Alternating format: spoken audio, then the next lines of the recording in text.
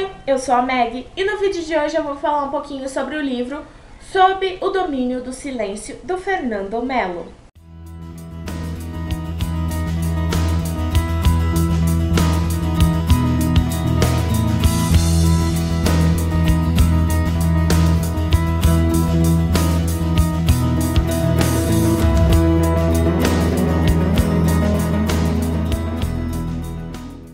Bom, esse é um livro que trata de um tema bem pesado e bem denso. Ele fala um pouquinho de vingança, onde o Nathanael está tentando se vingar de uma quadrilha de aliciadores e estupradores de menores. Então, pelo tema é bem complicado, bem denso. E o Nathanael Vallée é um jovem empresário que, infelizmente, quando era adolescente, caiu nas garras desta quadrilha e foi estuprado. E ele nunca se esqueceu disso, ele ficou com um rancor muito grande e ele sempre disse que ia se vingar das pessoas que o fizeram mal. Então, ele junta com outras pessoas que também foram aliciadas ou estupradas ou usadas de alguma forma por essa quadrilha para tentar se vingar. Então, ele forma um grupo e bola estratégias de vingança. São estratégias muito bem boladas. E eles têm o apoio da Polícia Federal, mas eles têm carta branca para fazer coisas que talvez a polícia não faria. A vingança deles começa quando um dos caras dessa quadrilha é solto. Ele estava na cadeia, ele levou toda a culpa como se ele fosse a cabeça do bando, mas na verdade não era.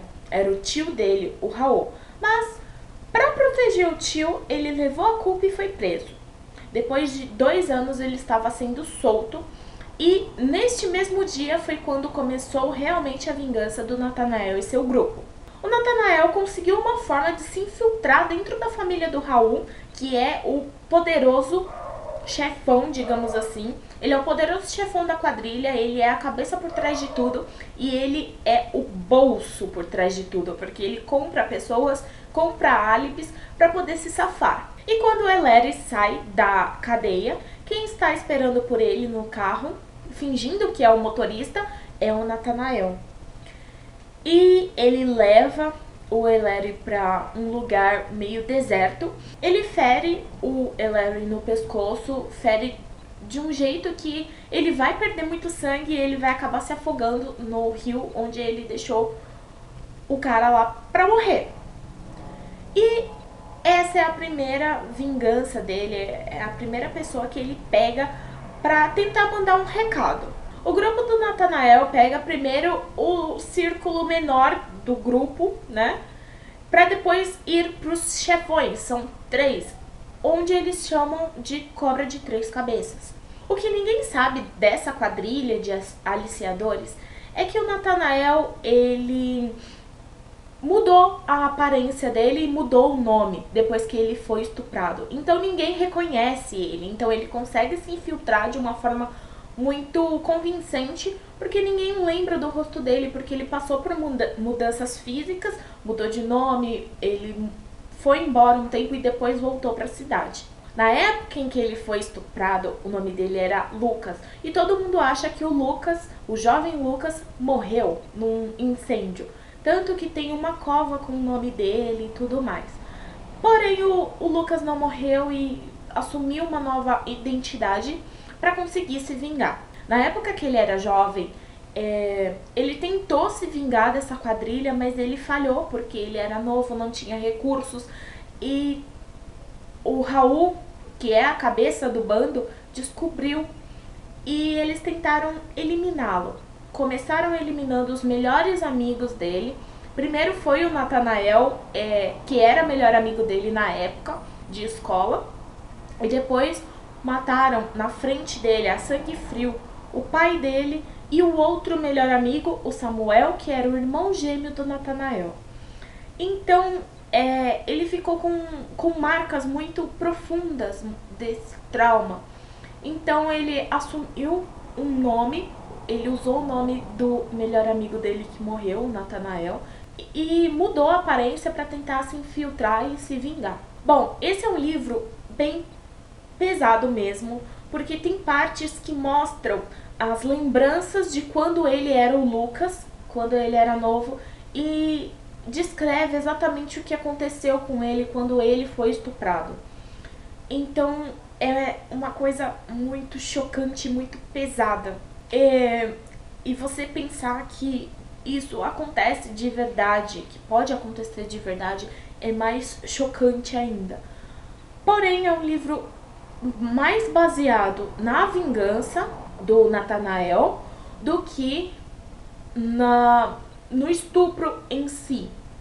Ele trata de estupro, mas de uma forma que aconteceu isso no passado e as pessoas que passaram por isso estão tentando se vingar. O livro trata basicamente de vingança. Ele me fez lembrar um pouquinho o filme Doce Vingança, que também trata desse assunto de estupro. Uma menina foi estuprada e tentou se vingar, e se vingou, na verdade, das pessoas que fizeram isso com ela. Então, esse livro me lembrou um pouquinho esse filme. E as vinganças são muito bem arquitetadas, muito bem construídas. O grupo do Nathanael, eles fazem de uma forma que eles calculam o tempo de execução de cada coisa que eles vão fazer, como eles vão fazer, quando eles vão fazer. Então eles se organizaram depois do fracasso que o Lucas teve em tentar se vingar a primeira vez. Ele aprendeu com os erros, assumiu uma nova identidade para, como Nathanael, não errar novamente e conseguir se vingar de todo mundo que fez mal para ele. Então são vinganças muito bem arquitetadas, com detalhes muito bons, são feitos de uma forma muito boa.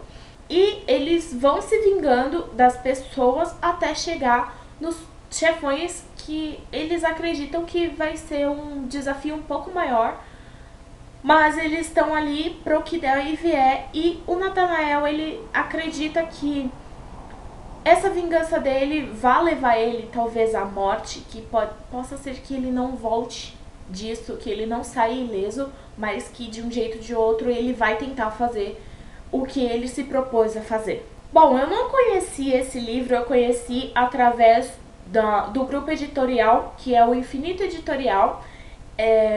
Eu não conhecia, eu recebi o livro e eu comecei a ler, no primeiro capítulo eu já fiquei muito presa a essa história, querendo saber se eles iam ou não conseguir se vingar de todo mundo da quadrilha, se eles iam acabar com todos eles e como que eles iam fazer. Eu sofri junto com o Lucas, Nathanael, Lucas, eu entendi essa dualidade dele de mudança de nome, não é confuso em momento algum. E o autor, ele fez de uma forma que foi espetacular, gente. Eu nem tenho palavras para falar sobre esse livro, sobre a escrita do Fernando. Eu achei incrível, esse livro é incrível. A minha nota para esse livro são 5 estrelas, porque eu gostei muito mesmo desse livro. Esse é um livro único, ele começa e termina no mesmo livro, e quando vai chegando no final do livro, acontecem algumas reviravoltas que você não esperava.